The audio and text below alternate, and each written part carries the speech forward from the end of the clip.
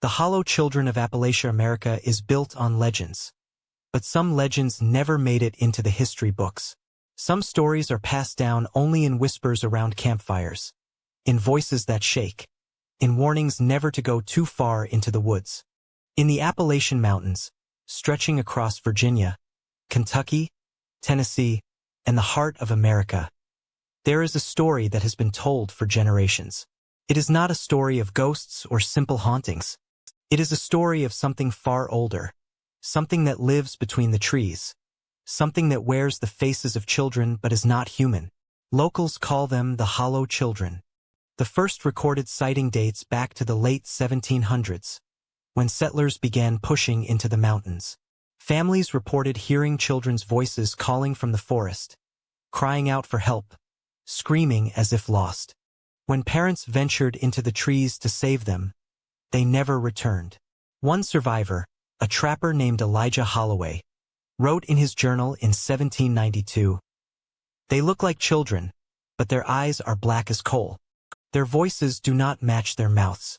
They move in sharp, jerking ways, like puppets with broken strings.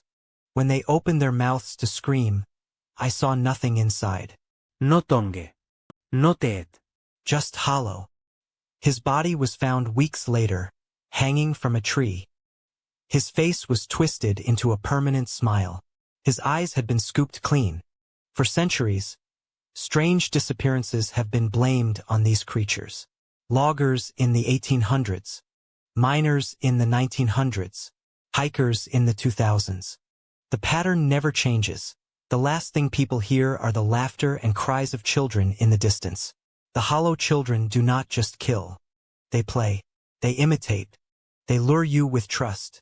And when you follow, you do not come back. In 1963, a small town in West Virginia was found abandoned. Doors open. Meals left half-eaten. The people were simply gone. The only thing left behind were handprints on the windows. Handprints far too small to belong to adults. Federal authorities sealed the town and claimed it was a toxic leak. Locals know better. They say the Hollow Children came that winter, walking through the snow with their bare feet, leaving no tracks behind. Survivors' descriptions match across generations.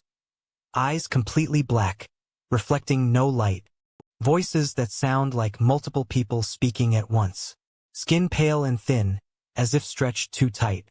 Smiles that never fade. And a strong, rotten smell of dirt and blood.